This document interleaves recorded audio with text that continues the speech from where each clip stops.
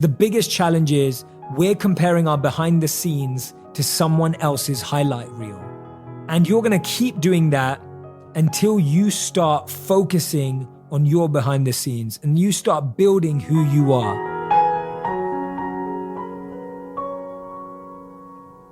Hello everyone, welcome back to On Purpose, the #1 health podcast in the world for life, self, work, and love. Thank you so much for tuning in again for another solo episode where I get to deep dive into a theme inside our lives that's causing us challenges and try and help give you some experiences, insights, and stories and science that will help you overcome it. Now, today's situation, today's challenge is something that we all face. How do we stop comparing ourselves to others? I'm sure this is something you deal with. It's something I deal with. It's something everyone I know deals with. This is something that no one can avoid. We live in a world where it's so easy to measure our worth against others, whether it's social media, Instagram, Facebook, YouTube, or maybe it's in the workplace. We can spend a lot of time wondering if we're good enough, if we're smart enough, or if we're attractive enough. Think about this for a moment. How many times have you thought to yourself, 1, my videos and posts don't get as many likes as everyone else in this space. 2, his or her body is better than mine. 3, wow, their relationship looks amazing. It looks like they're always traveling, having incredible dates. And 4, oh my God, they just got promoted. What about me? I've been working harder than them. I've been doing more than them. Now, this is just a few ideas, a few examples of some of the things we compare ourselves by. And I'm sure as I was listing those, you were probably nodding along, raising your hand, or saying, Jay, that's me. Well, first of all, I want you to recognize this. This is something all of us do. You're not alone. You're not the only one. Don't beat yourself up about it. Don't start judging yourself and driving yourself crazy. That's one of the biggest mistakes we can make. We start saying to ourselves, oh my God, I'm a terrible person. I'm always envious. I'm always jealous. And when you do that, you just start becoming more envious and jealous because now everyone's life looks more amazing. So don't judge yourself. Stay with me. Press pause on that. And let's think about how we can move forward from here. The truth is we've all done it all of our lives. It's not just now because of social media and Instagram. So often we're like, oh, because of Instagram, we compare ourselves more. No, I remember the kid with the coolest sneakers in school, right? I remember my parents would never buy me a branded pair of sneakers because we couldn't afford to spend money on those. So I would always have these really cheap look-alike sneakers at school. And I would always be envious of the person who had the Nike or the Adidas, or as we used to say, Nike and Adidas back in London. And I would always look at those and be like, oh, I wish I could have those. And so it started at school to what college people went to. I remember us comparing where people went to study and whether it was better or worse, to what grades we got. We've been comparing things our whole life. This is not just because of social media. So we really have to go to the root of the issue. And that's one of the things I loved about what I learned as a monk is that we never just focused on the symptoms. We focused on the root. Now, let's go to the root of comparison. There's 2 types of comparison. One is called upward comparison, which means comparing ourselves to someone we perceive to be better than us.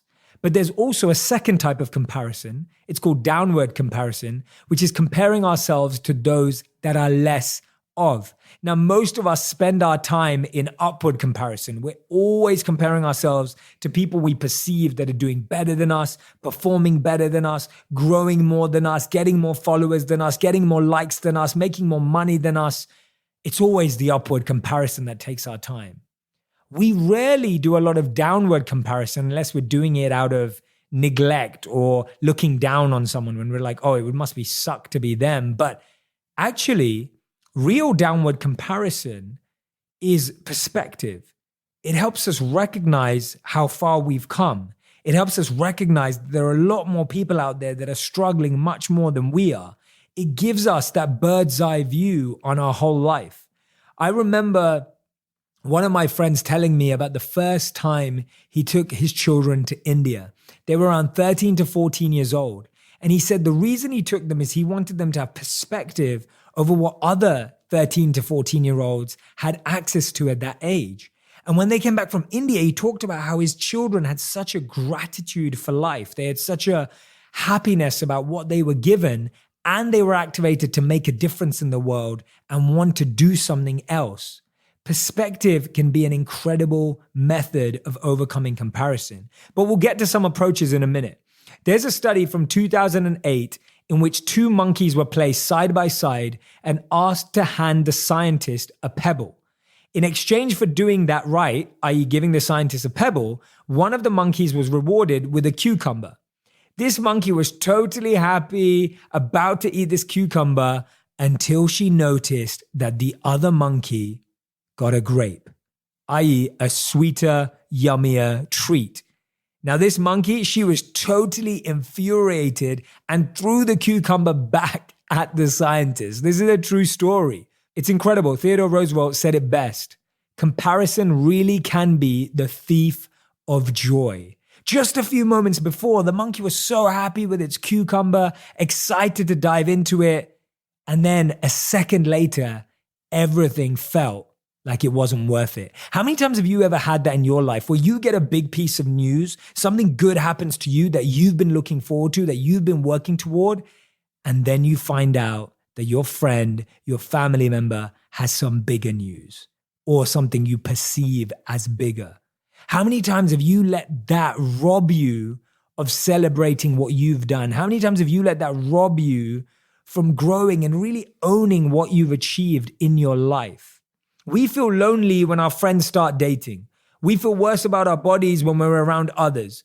We've been conditioned to base our self-worth on how others see us, not how we see ourselves. This is our biggest challenge. We've been conditioned to base our self-worth on how others see us, not how we see ourselves. And there's a lot of reasons for this, and I think it's important to know that. Parenting, for example. Sometimes we were compared to our siblings, our cousins, or other kids. You know, I always make that comment and that joke that growing up, I knew I could either be a doctor, a lawyer, or a failure because that's who I was surrounded by.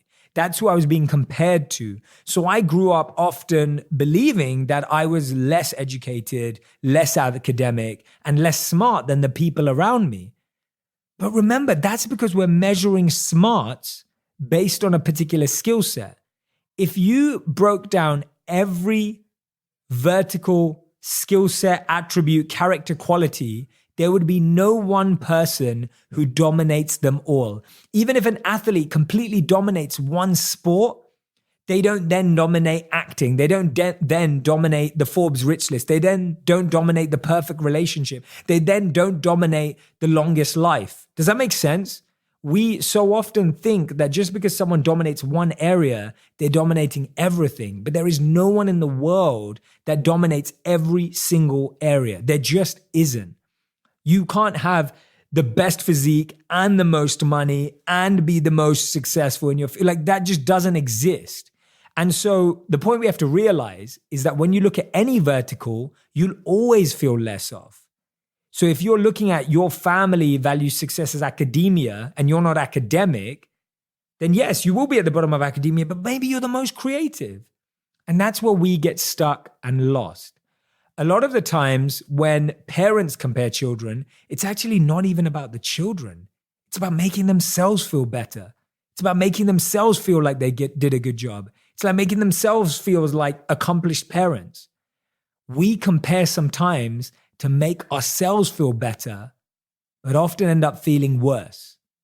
So what I'm going to share with you in this podcast, now that I've shared the problem statement, and that's what I try and do in all of these podcasts, is I'm really sharing with you what is the state of the problem that we're dealing with? How big is it? Where do we experience it? How do we see it and perceive it in our lives? And now I want to give you some of the remedies for this. These are some of the insights and practices that I learned as a monk. These are some of the insights and practices that I've actually been dealing with, realizing, testing, experimenting. And a lot of them are proven by science too. So get your notebooks out. If you're listening, you're commuting right now and you're not taking notes, you can use your phone. If you're not taking notes, take mental notes. Try and test one of these and see how your life changes. So here are the 7 ways to stop comparing yourselves to others.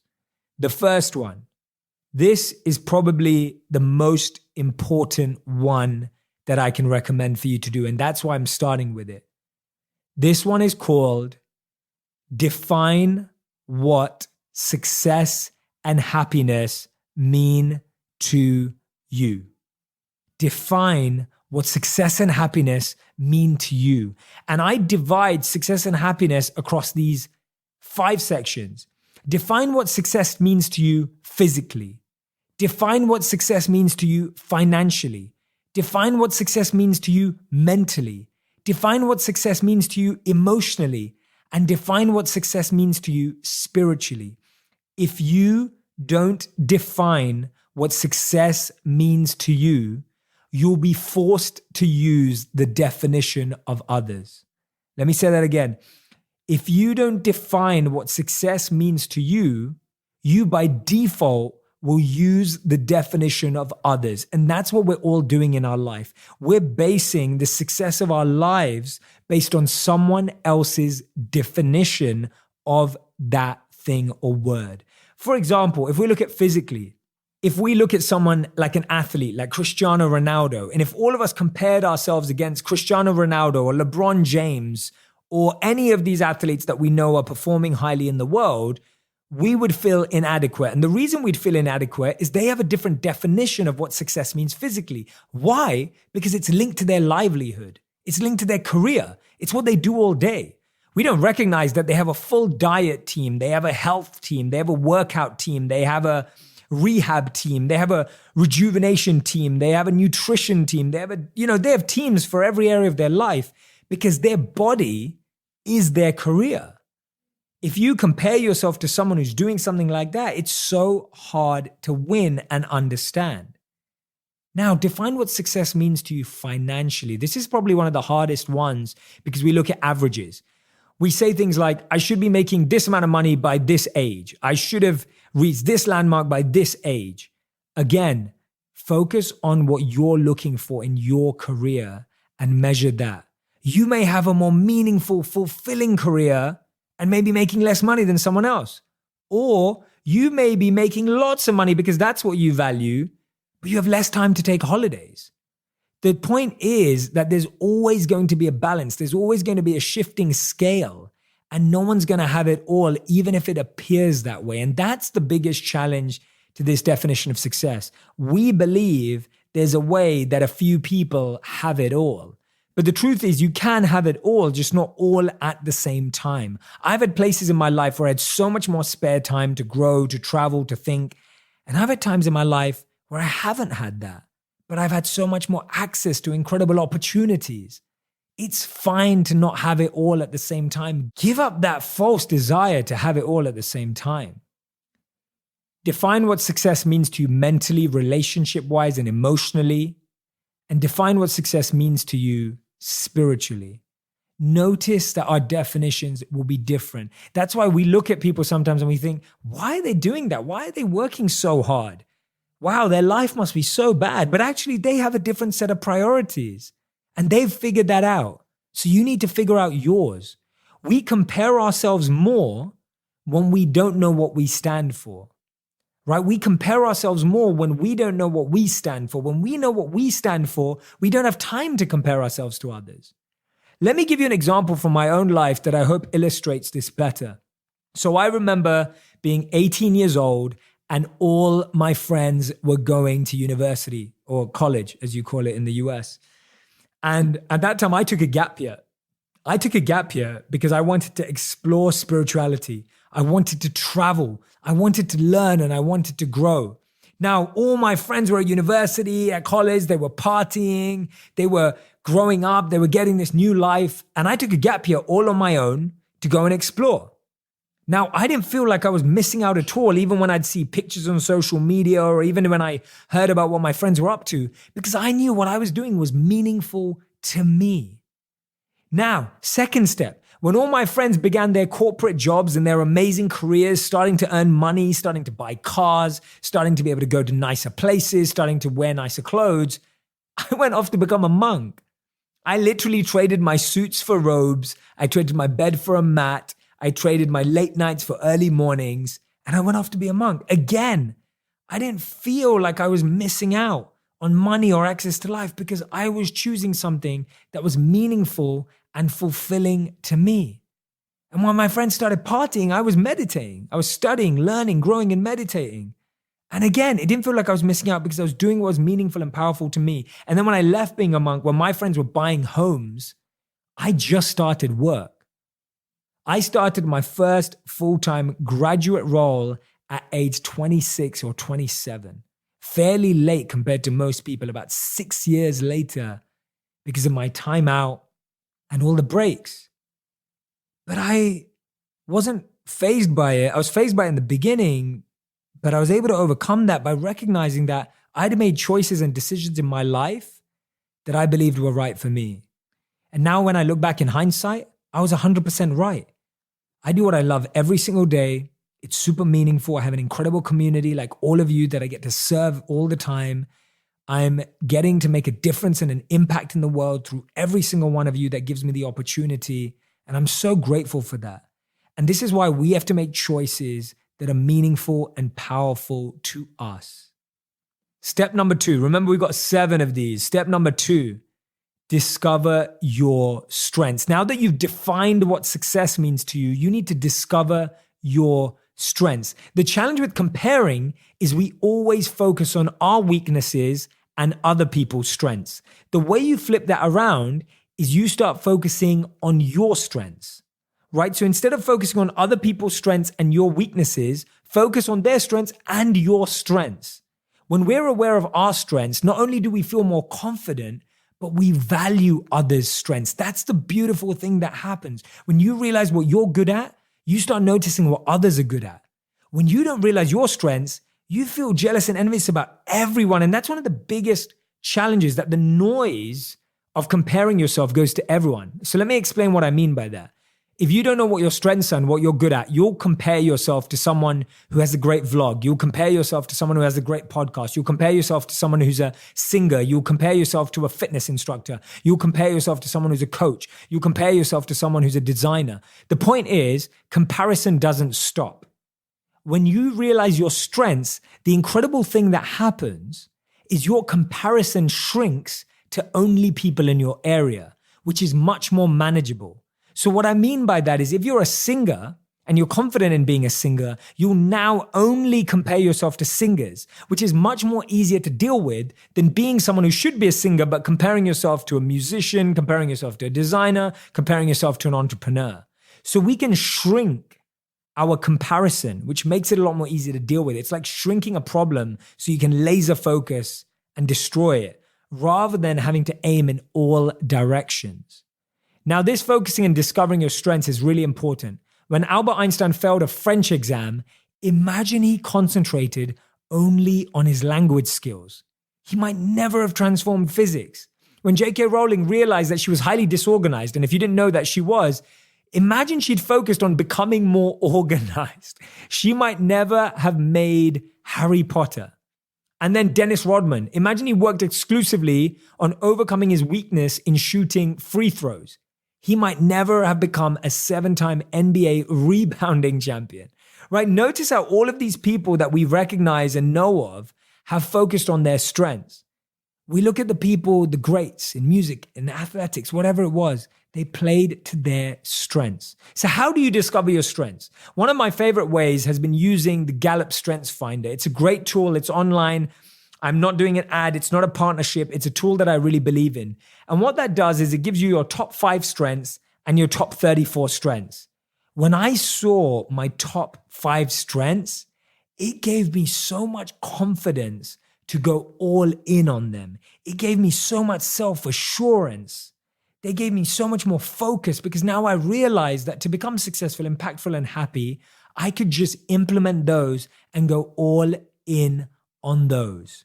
And for me, when I saw that one of my best skills was strategy, I was like, wow, I wasn't even consciously using that skill. And that's the beauty, that when you consciously recognize what values and strengths you have, you can then use them better. It's like having something in your toolkit, but not knowing it's there because it's buried under so many other tools and so much other noise. But when you find it, you're like, okay, now I can use this. I know that it's here. Another one of mine was intellection, ideation, and communication. And so I recognized that I had to start focusing more on sharing my ideas in that way.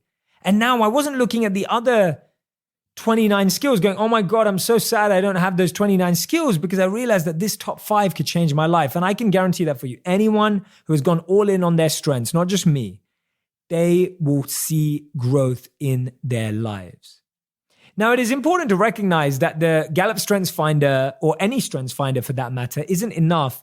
And the reason is because we consistently overestimate the likelihood of our generosity, being selfless, having certain skills. And sometimes we overestimate our abilities. And so that's why one of my favorite methods for this is something called the Reflected Best Self exercise. It starts by asking people who know you well and that you know well to tell you about a specific time when you were at your best. And then what you do is you look for common themes to understand your strengths from all these different people. You can choose 3 people, 6 people, or 9 people. And anyone that's done this activity, anyone that I've ever coached or worked with, whether it's an athlete, an executive, or anyone in the world of entrepreneurship, they've seen this as life-changing. So this is what you have to do. Here are the steps. The first thing is choose your 3, 6, or 9 people, and ideally more. If you can identify 10 to 20 people you know well that know you from different walks of life, this can be a phenomenal exercise. Try and find a set of people that you've worked with. Try and find a set of people that are family, and try and find a set of people that are friends. And ask them to write a story about you, about a time when you were at your best, right? When a specific time, not an imaginary story, not something from when you were a child that was super inspirational, something of recent where you've really shown you at your best. Step 2, spot the patterns. When you get the information back, look at the key themes that keep coming out and try and identify 3 things from these 10 to 20 interviews, 10 to 20 stories that you think become common themes. Step number 3 is write out your own profile of yourself and give yourself your own feedback on what you're hearing from others. And step number 4, which is the one people usually miss out on, but I want you to do, is focus on how you turn these into action. How do you now start acting on these and testing on these newfound skills and habits? Or how do you raise your confidence by actually putting them into practice? How can you now do that this weekend? How can you now use that skill this weekend?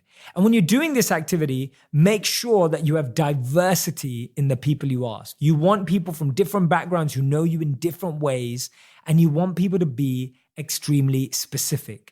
Those are the most important ways of getting the most out of that activity. Now, step number 3. This is probably one of my favorites. This one has helped me recognize comparing is so much more beyond what I think it is. And this is called study people's pains. Have real conversations. You'll realize that social media is just not real. I speak with so many people from different backgrounds, different walks of life, different socioeconomic backgrounds every single week. I speak to some of the most successful people in the world. People are on their way up. People are struggling. People are stuck. And guess what? When you study people's pains and have real conversations, you realize we're all so much closer than we believe. We think that some people are just flying high and others don't. Others have all the issues, but the truth is we're so much closer. When you study the people's pains of people you look up to, people you admire, you start recognizing that they didn't have it easy. When you look at the people today that are crushing on social media, that have the biggest growth, that have the most views, they didn't have it easy either. It's our belief that some people got lucky, got things easily or quickly, that stops us from really recognizing and stop comparing. This is how we stop comparing. We realize the hard work that's got into something, and we recognize that that's where it starts for us. Number 4, this is something that I've really put into practice and has saved me from stopping comparing myself to others. And this is what I call collaboration, not competition. I believe that when you can collaborate with people that you think you would be competitive with, you build a human friendship, you build a human relationship, you build a bond, and you crush competition. Collaboration crushes competition. You see anyone who's grown through social media, you look at anyone who's grown their channels, their podcasts, you look at anyone who's grown in their career, it's come from collaboration. Believe it or not, Apple and Google collaborate on technology. Samsung and Apple collaborate on technology. It's not like they're always competing. Collaboration can lead to so much more than competition. And the best place to collaborate is with people in your space, people at your level, people who are your peers. Don't see them as competitors, see them as collaborators. Reach out to people, take that first step. I remember when I first started creating videos, I literally reached out to every creator and said, who I admired, not authentically, genuinely, and put forward and said, I'd love to work with you. I'd love to collaborate with you. And guess what? Some people came back and now they're some of my friends, and some people never wrote back. And that's absolutely fine. And some people have started writing back recently because of what's happened, and I'm not bitter towards them. I'm grateful. I'm grateful because I realized that these things take time, but take that first step. Focus on collaboration, not competition. Focus on making that a priority. It will absolutely drastically change your life, and it will stop you from comparing because you recognize you can achieve so much more together, right? You'll always achieve more together. Step number 5, this one has really stopped me from comparing, and it's always being a student. Every time I'm comparing myself to others, and whenever we say things like, oh my God, they're doing so much better. Why is it working for them? Instead of focusing on, oh my God, they're doing so much better, if I sit there and ask myself, wait a minute, what can I learn from this individual? What ideas or expertise do they have that they're putting into practice that I should be learning? So rather than judging people or labeling people, you stay curious. You're looking for opportunities to learn and grow rather than to make a statement about someone else. So often we just say things like, oh, it looks like it's all working out for them. Instead, we should ask ourselves, why is it working out for them? What are they doing differently? And often we try and externalize the answer. So I'll give you an example. For so long, I believed that any talent that was successful, it's because they had a great management team. It's because they had a great agency. It's because they had a great group of people around them. Now, that's true to some degree, but after having got to know several talent, whether it's athletes, musicians, YouTubers, social media creators, actors, actresses, I've realized that the relentless pursuit of greatness by an individual is the number one thing they have. Their team is great. They do have nice people around them. They do have a good management team around them, but it wasn't an external person that led to their success. So when we choose to be a student instead of a judgmental person, and instead of saying, wow, things always work out for them, asking, why is it working out for them? What are they doing on a daily basis? What are their habits? That is going to help you grow much more, remaining a student. Number 6 is something that's so practical that you could do it right now. Do something small really well. Do really small things with a big heart. We all need to feel significant. And to feel significant, we need to have an impact, big or small. Volunteer, work with a charity, do something this weekend for your community. When you do something even small, but you do it with a big heart and you feel well, that will boost your confidence.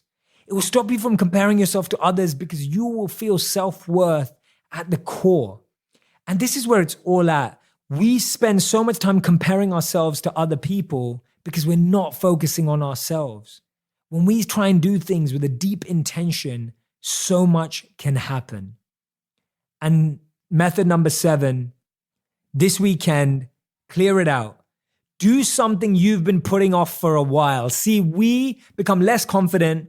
Our self-worth drops, our confidence drops, our efficiency and productivity drop when we keep putting things off. If you keep putting things off, you're going to keep feeling like you're failing. You're going to keep feeling like things are falling apart. So do something you've been putting off for a while. Clear the whole weekend, make it happen. And when you do that, your self-worth will go through the roof. This will kickstart a whole new journey and whole new phase in your life. So the 7 steps are this. Number 1, define what success means to you. Number 2, discover your strengths. Make sure you take part in the interview exercise. Number 3, deeply study people's pains. Number 4, collaborate, don't compete. Number 5, become a student always. Number 6, do something small with a big heart. Number 7, do something you've been putting off for a long, long time. Because the biggest challenge is we're comparing our behind the scenes to someone else's highlight reel. That's the biggest challenge. And you're going to keep doing that until you start focusing on your behind the scenes and you start building who you are.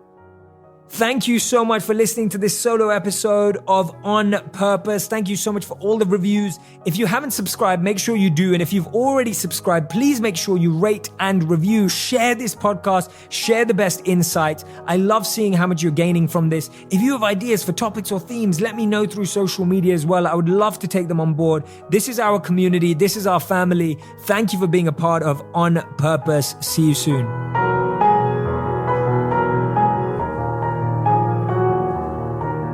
Thank you so much for listening through to the end of that episode. I hope you're going to share this all across social media. Let people know that you're subscribed to On Purpose. Let me know. Post it. Tell me what a difference it's making in your life. I would love to see your thoughts. I can't wait for this incredibly conscious community we're creating of purposeful people. You're now a part of the tribe, a part of the squad. Thank you for being here. I can't wait to share the next episode with you.